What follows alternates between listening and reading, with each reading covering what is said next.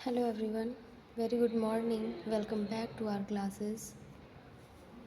आज हम एक बहुत इम्पॉर्टेंट क्लिनिकल टॉपिक को डिस्कस करने वाले हैं जिसका नाम है बर्न, जो कि आपको इमेज में दिख रहा होगा।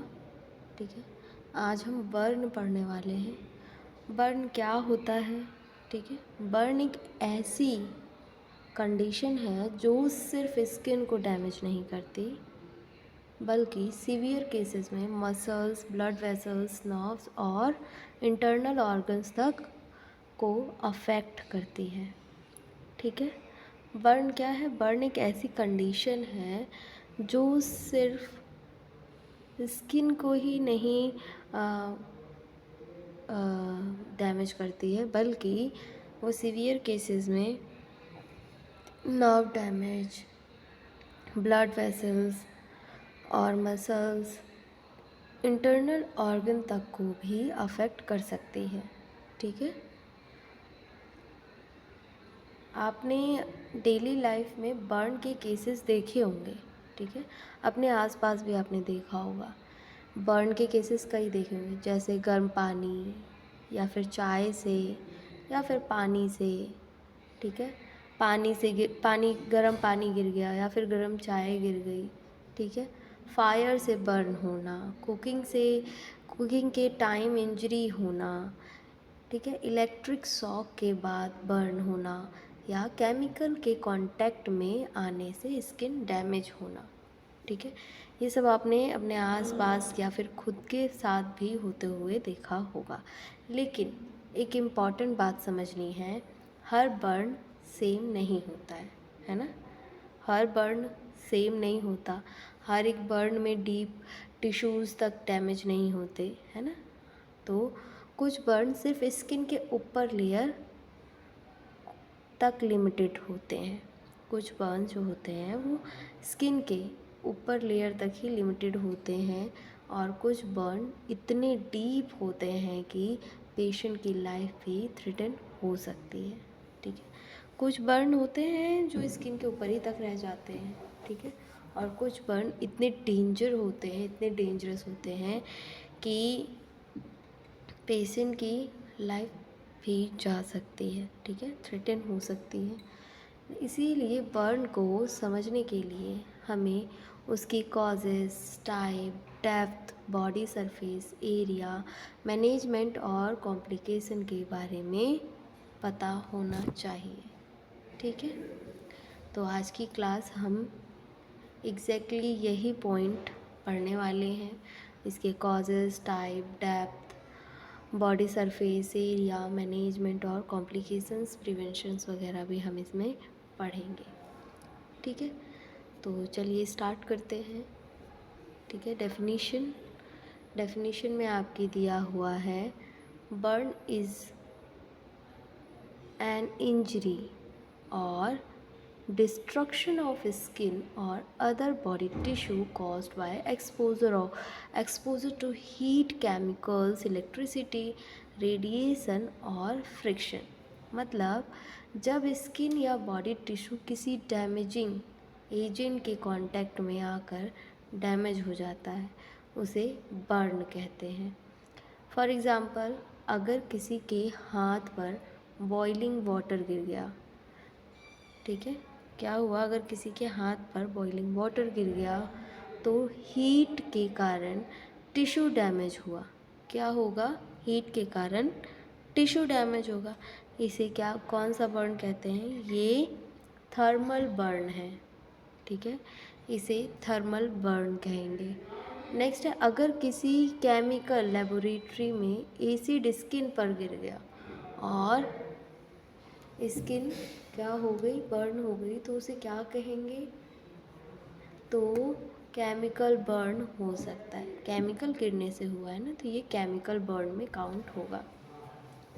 ठीक, नेक्स्ट आता है, अगर इलेक्ट्रिक करंट बॉडी से पास हुआ और टिश्यू डैमेज हुआ तो। अगर इलेक्ट्रिक करंट बॉडी के पास हुआ और टिश्यू डैमेज हुआ तो इलेक्ट्रिकल बर्न होगा। तो क्या होगा? ये इलेक्ट्रिकल बर्न होगा। ठीक है,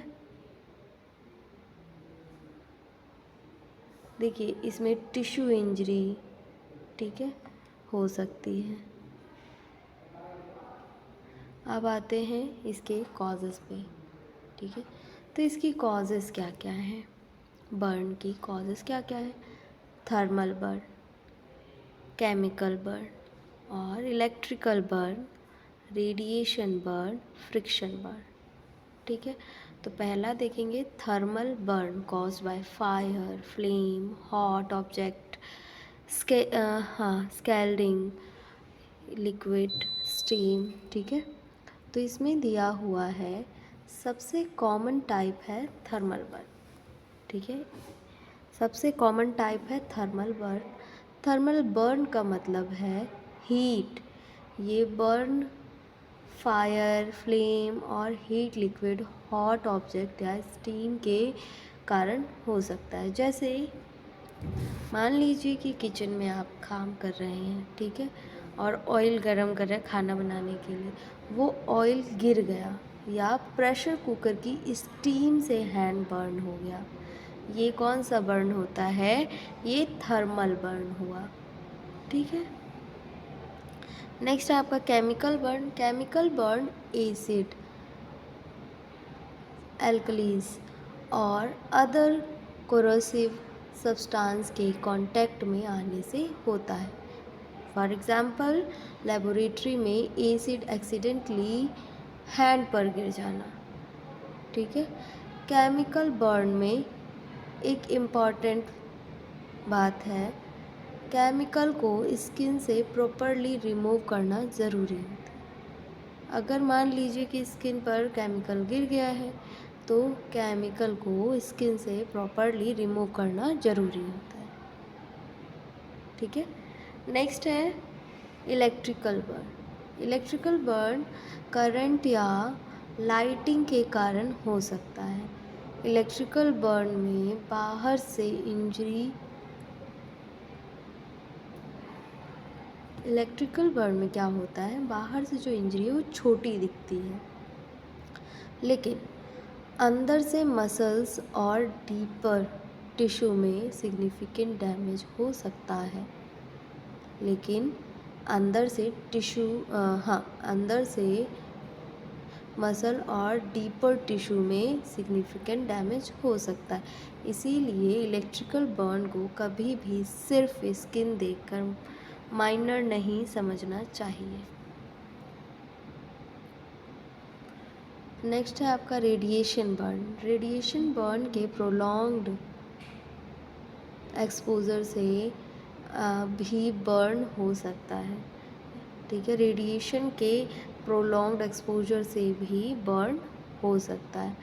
जैसे एग्जाम्पल में एक्सेसिव सनलाइट या थेराप्यूटिक रेडिएशन एक्सपोजर इंक्लूड किया जा सकता है। नेक्स्ट है इसमें friction burn.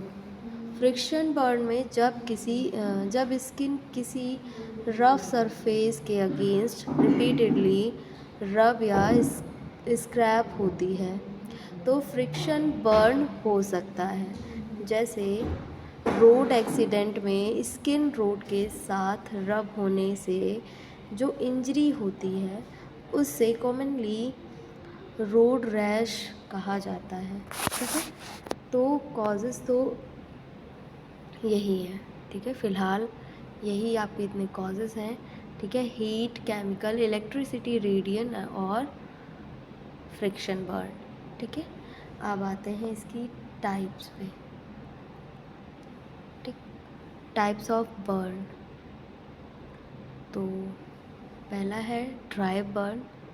Dry burn fire, flame या हॉट ऑब्जेक्ट से होने वाले बर्न को ड्राई बर्न के कैटेगरी में रखा जाता है, ठीक है। जैसे फायर से हैंड बर्न होना, ठीक।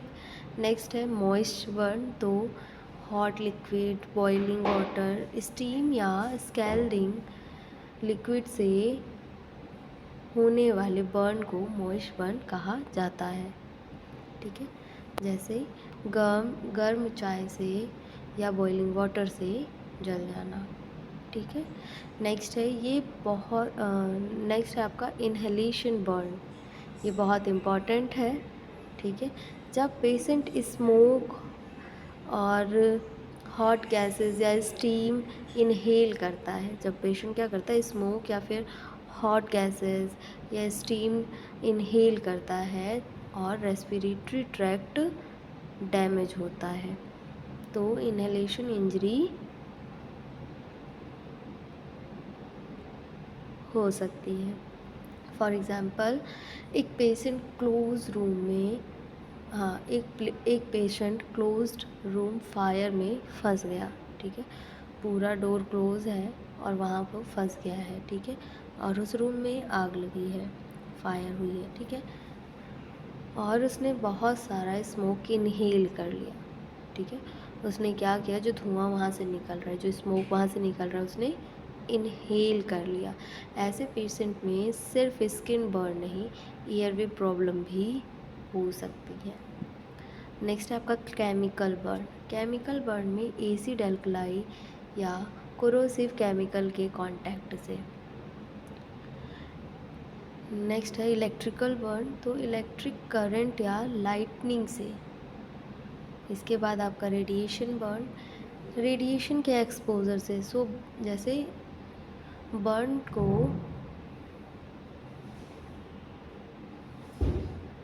देखो, अगर जब हम बर्न समझते हैं, ठीक है, तो उस वक्त हमें कॉज और डेप्थ दोनों देखने चाहिए, ठीक है। तो हमने इसके टाइप्स पढ़े, टाइप्स क्या क्या थे, dry burn, moist burn, inhalation burn, chemical burn, electrical burn, radiation burn, ठीक है। अब आते हैं, नेक्स्ट है अपना degrees of burn. Degrees of burn में है आपका फर्स्ट डिग्री, ठीक है। तो पहले बात करते हैं बर्न की सीवियरिटी, उसकी डेप्थ और डेप्थ पर डिपेंड करती है, ठीक है। बर्न की सीवियरिटी उसकी डेप्थ पर डिपेंड करती है। ट्रेडिशनली हम फर्स्ट, सेकंड, थर्ड और फोर्थ डिग्री बर्न के टर्म्स यूज़ करते हैं।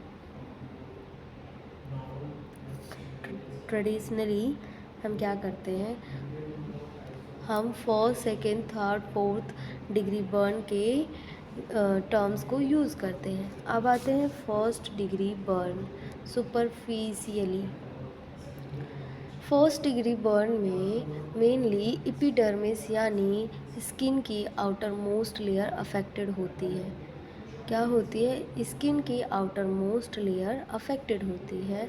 पेशेंट की स्किन जनरली रेड होती है, पेशेंट की स्किन जनरली रेड होती है, पेनफुल होती है, ड्राई होती है। यूजुअली ब्लिस्टर्स नहीं होते। इसमें क्या होता है, इसमें ब्लिस्टर्स नहीं होते, ठीक है, इसमें ब्लिस्टर्स नहीं होते।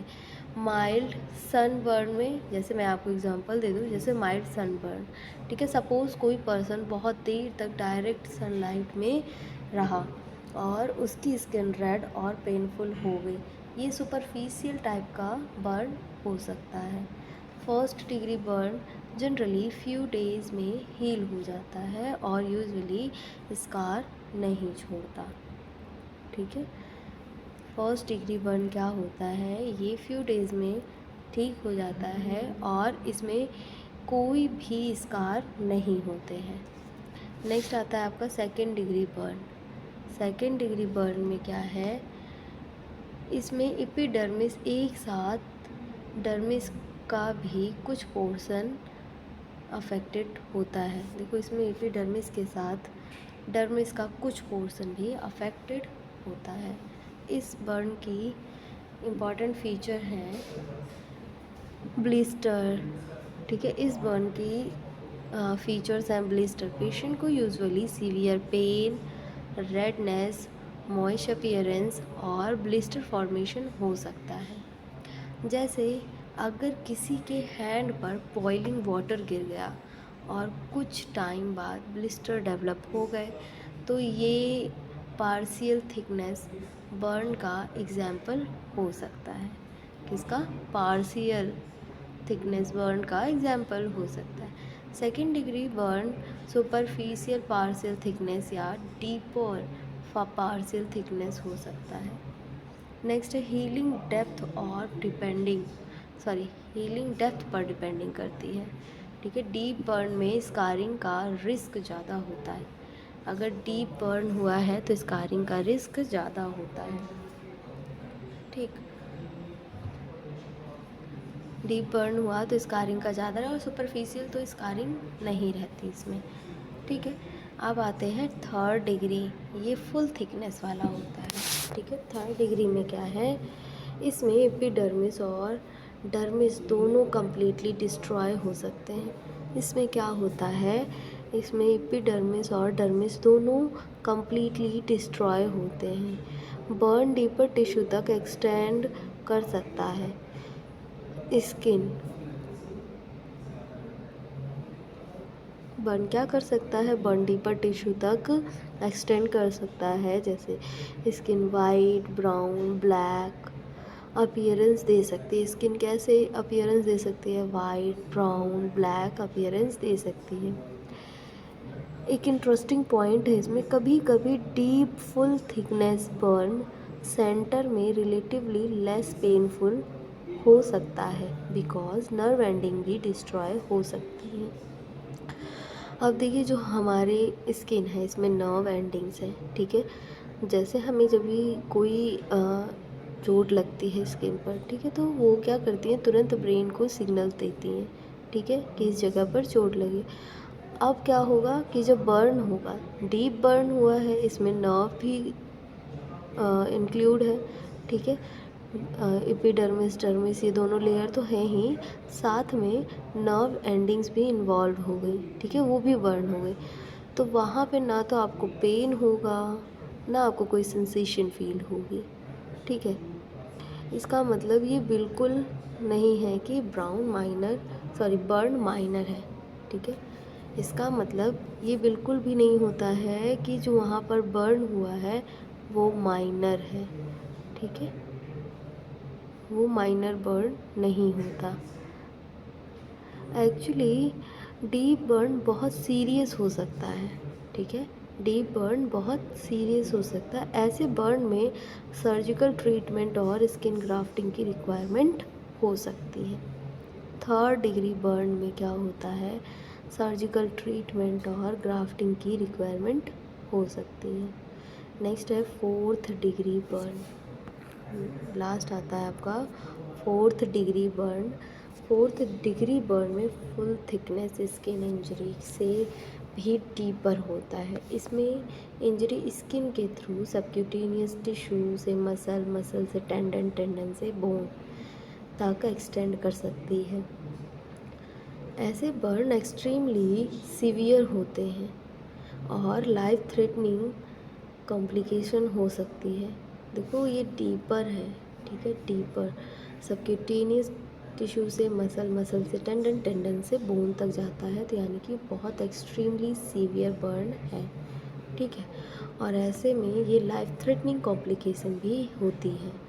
तो first degree superficial, second degree partial thickness, third degree full thickness और fourth degree deeper tissue include muscle और बोन। ये सीक्वेंस आप लोग हमेशा याद रखिएगा। ठीक है, आपके एग्ज़ाम के भी लिए इम्पॉर्टेंट पॉइंट है ये। ठीक, नेक्स्ट आते हैं रूल ऑफ 9। आप देखते हैं रूल ऑफ 9।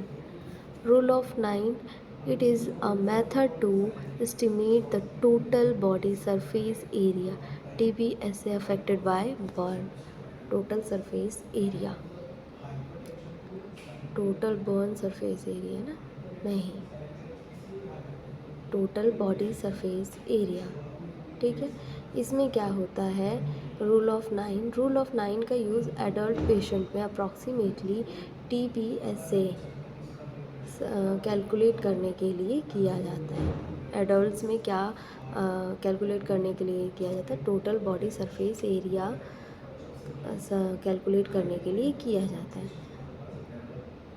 ठीक है, अब एक क्वेश्चन आता है, पेशेंट की बॉडी का कितना परसेंटेज बर्न हुआ। ठीक है, क्या क्वेश्चन आता है, पेशेंट का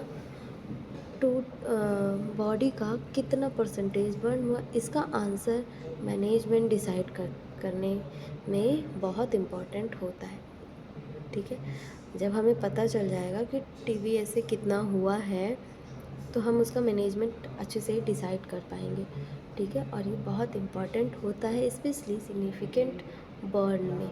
जैसे अडल्ट में कॉमनली हेड एंड नेक 9%, आपको इमेज में भी दिख रहा होगा ये कितना है, 9% है।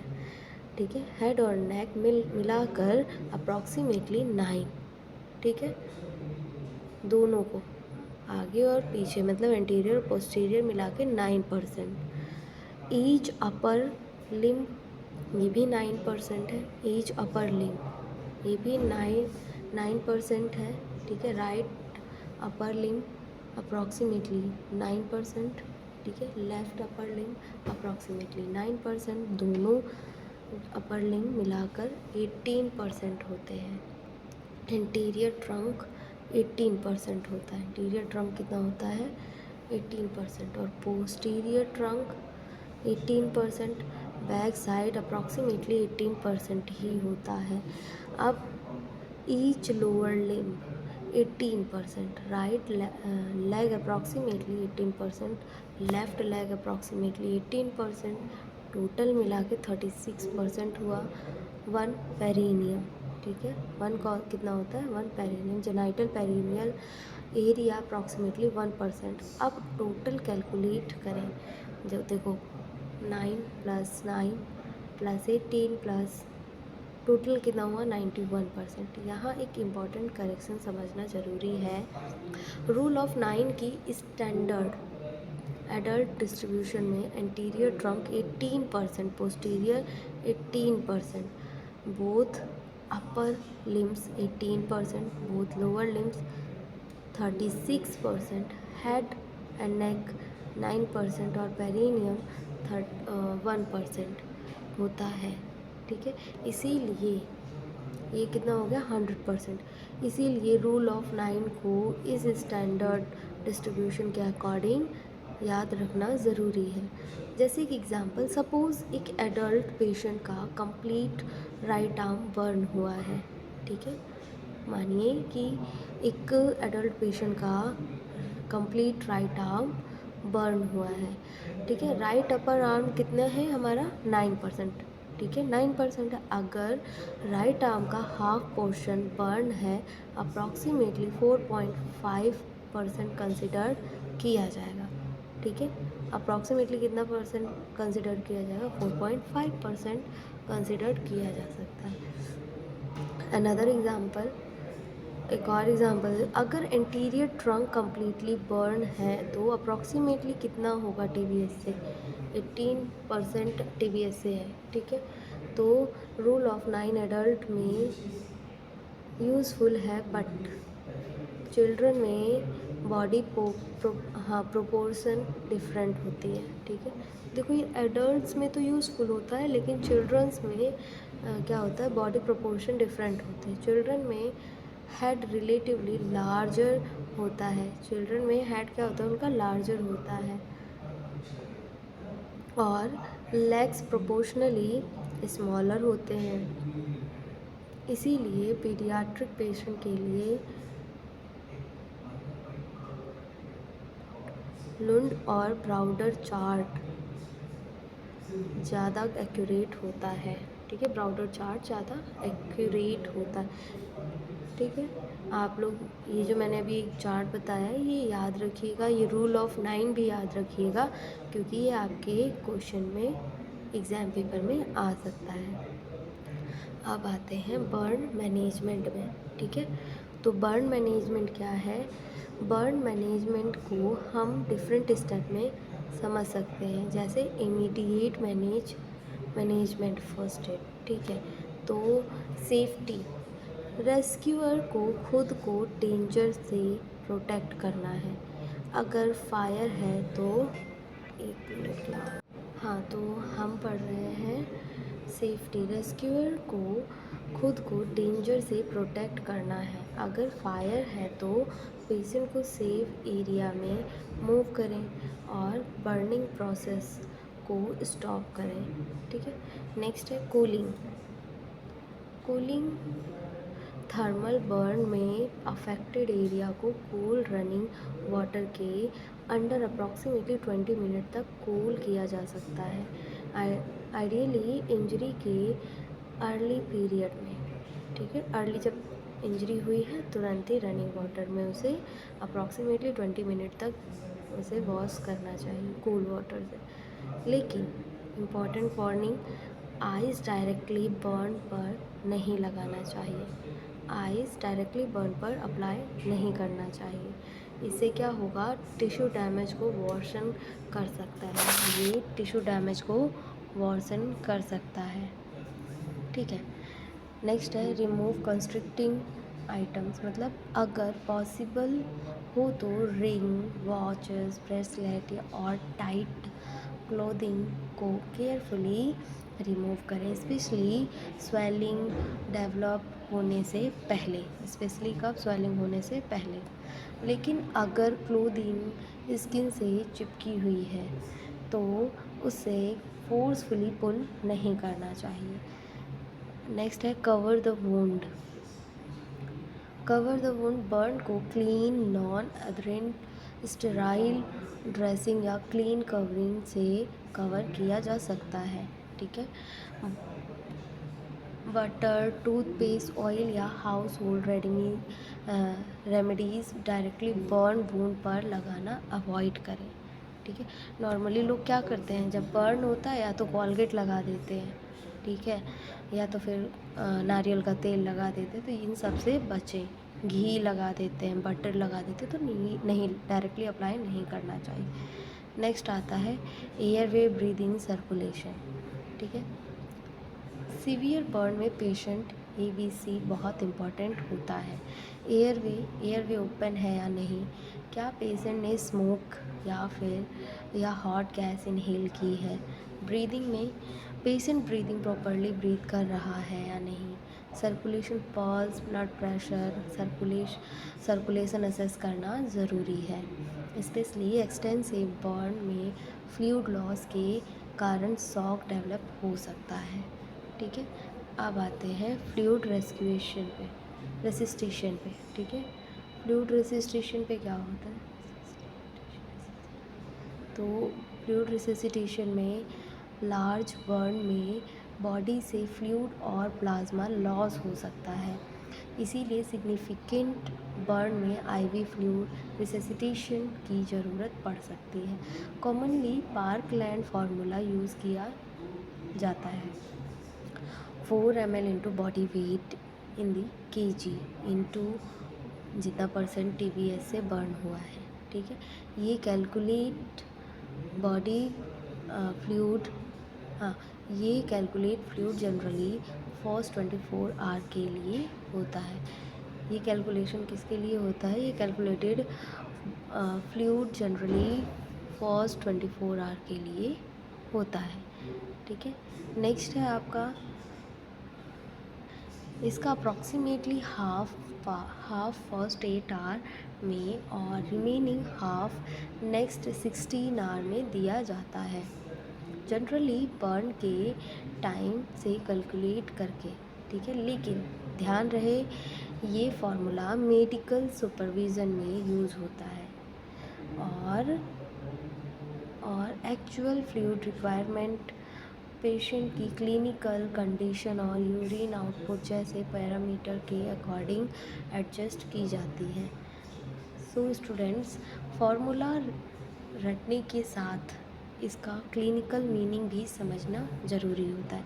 अभी जैसे आप ये फार्मूला अगर रट लेंगे तो कोई फ़ायदा नहीं है इसका, जब तक आप समझेंगे नहीं आपको पता चलेगा नहीं। ठीक है, नेक्स्ट है पेन मैनेजमेंट। पेन मैनेजमेंट में क्या होगा, बर्न इंजरी एक्सट्रीमली पेनफुल हो सकती है, इसीलिए अप्रोप्रिएट पेन मैनेजमेंट किया इम्पॉर्टेंट है। ठीक है, पेशेंट की पेन सीवियरिटी असेस करके प्रिस्क्राइब्ड एनाल्जेसिक दिए जा सकते हैं, पेशेंट को फिजियोलॉजिकल रिजोरेंस भी देना चाहिए। अब आता है wound care. Burn wound care में wound assessment, cleaning, appropriate dressing, debridement when indicated, infection monitoring, ठीक है, ये सब किया जाता है वुंड केयर में, ठीक है।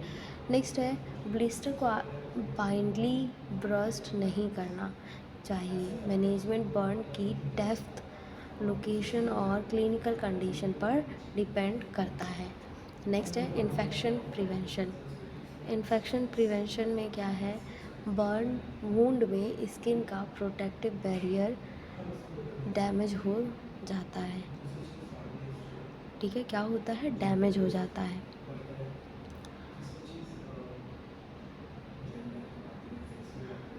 इसीलिए इन्फेक्शन का रिस्क इंक्रीज हो जाता है। Proper wound care, aseptic technique, appropriate dressing और मॉनिटरिंग इम्पॉर्टेंट है। एंटीबायोटिक्स रूटीन में हर बर्न पेशेंट को ऑटोमेटिकली नहीं दिए जाते। इन्फेक्शन होने या स्पेसिफिक इंडिकेशन पर डॉक्टर प्रिस्क्राइब कर सकता है। टिटनेस प्रोटेक्शन भी असेस कर सकता है और ये भी इम्पॉर्टेंट होता है। नेक्स्ट है सर्जिकल मैनेजमेंट। सर्जिकल मैनेजमेंट में क्या है,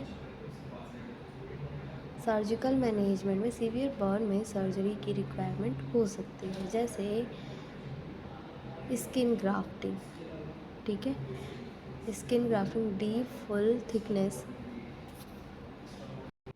जैसे स्किन ग्राफ्टिंग में क्या है, डीप फुल थिकनेस बर्न में डैमेज्ड स्किन को कवर करने के लिए स्किन ग्राफ्टिंग की जाती है। नेक्स्ट है स्कारटोमी, ठीक है। स्कारटोमी में क्या है, अगर सरकमफेरेंशियल बर्न टाइट स्कार क्रिएट करता है और सर्कुलेशन या चेस्ट एक्सपेंशन कंप्रोमाइज़ हो रही है तो स्कैरोटोमी की ज़रूरत पड़ सकती है। नेक्स्ट है रिकन्स्ट्रक्टिव सर्जरी। इसमें सीवियर बर्न के बाद डिफॉर्मिटी, कॉन्ट्रैक्चर या फंक्शनल प्रॉब्लम को इम्प्रूव करने के लिए रिकन्स्ट्रक्टिव प्रोसीजर की ज़रूरत हो सकती है। अब आते हैं रिहैबिलिटेशन पे। तो रिहैबिलिटेशन क्या है, रिहैबिलिटेशन है आपका बर्न मैनेजमेंट सिर्फ वुंड हील होने तक कंप्लीट नहीं होता, रिहैबिलिटेशन भी इम्पॉर्टेंट होती है। इसमें range of motion exercise, physiotherapy, contracture prevention, scar management, functional training, physiological support और इंक्लूड हो सकता है, ठीक है। स्पेशली जॉइंट के अराउंड बर्न में कॉन्ट्रैक्चर का रिस्क होता है, इसीलिए अर्ली अप्रोप्रिएट रिहैबिलिटेशन इम्पॉर्टेंट है। नेक्स्ट आता है आपका कॉम्प्लिकेशन। तो कॉम्प्लिकेशन क्या क्या हो सकते हैं, shock, infection, inhalation injury, fluid and electrolyte imbalance, multi organ dysfunction, death, malnutrition, psychological effect, contracture और स्कारिंग। शॉक में क्या होता है, एक्सटेंसिव बर्न में फ्लूइड लॉस होने के कारण हाइपोवॉल्मिक और बर्न शॉक डेवलप हो सकते हैं, जैसे लो BP, rapid pulse, weakness, poor blood circulation जैसे साइन हो सकते हैं। इन्फेक्शन, बर्न में स्किन बैरियर डिस्ट्रॉय हो जाता है, इसीलिए माइक्रो ऑर्गेनिज्म ईजिली एंटर कर सकते हैं और इन्फेक्शन कॉज कर सकते हैं, ठीक है। नेक्स्ट है इन्हेलेशन इंजरी। स्मोक या हॉट गैसेस इनहेल करने से एयरवे और लंग्स डैमेज हो सकते हैं, एयरवे एडिमा हो सकता है, ठीक है, ब्रीदिंग डिफ़िकल्टी, रेस्पिरेटरी डिजीज़ हो सकती है। नेक्स्ट है fluid and electrolyte imbalance. Large burn में फ्लूइड और इलेक्ट्रोलाइट का सिग्निफिकेंट लॉस हो सकता है, इसीलिए फ्लूइड बैलेंस और इलेक्ट्रोलाइट क्लोजली मॉनिटर किए जाते हैं। नेक्स्ट है आपका ऑर्गन डिसफंक्शन। सीवियर बर्न के बाद शॉक, इन्फेक्शन और सिस्टमिक इन्फ्लेमेटरी रिस्पॉन्स के कारण मल्टीपल ऑर्गन अफेक्ट हो सकता है। किडनी, लंग्स और कार्डियोवैस्कुलर सिस्टम स्पेशली अफेक्टेड हो सकते हैं। स्कारिंग, अब आता है आपका scarring. Scarring deep burn heal होने के बाद स्कार डेवलप हो सकते हैं। हाइड्रोट्रॉफिक स्कार या केलॉइड टाइप स्कारिंग भी हो सकता है। नेक्स्ट है कॉन्ट्रैक्चर स्कार। टिश्यू स्किन को टाइट कर सकता है अगर बर्न जॉइंट के पास है या मूवमेंट रिस्ट्रिक्टेड हो सकती है। इससे क्या होती है, तो मूवमेंट रिस्ट्रिक्टेड हो जाएगी। ठीक है। नेक्स्ट है फिजियोलॉजिकल प्रॉब्लम, तो साइकोलॉजिकल प्रॉब्लम में anxiety, depression, body image problem, posture traumatic stress develop हो सकता है पेशेंट में। माल न्यूट्रिशन में सीवियर बर्न में बॉडी का मेटाबॉलिक डिमांड इंक्रीज़ हो जाता है। पेशेंट को हाई एनर्जी और हाई प्रोटीन न्यूट्रिशनल सपोर्ट की ज़रूरत हो सकती है। डेथ भी कॉज हो सकता है इसमें। Very extensive burn, severe inhalation injury, shock, sepsis या मल्टी ऑर्गन फेलियर के केसेस में डेथ भी हो सकती है। ठीक है। तो स्टूडेंट, आज हमने बर्न को कम्प्लीटली वे में समझा। सबसे पहले हमने बर्न की डेफिनेशन, फिर कॉजेज़ क्या हैं इसके, thermal, chemical, electrical, radiation and friction. ठीक है। और इसके type first, second, third, fourth degree का बर्न होता है ये। ठीक है। रूल ऑफ 9 भी पढ़ा हमने इसमें। तो अपनी क्लास आज हम यहीं एंड करते हैं। Thank you class.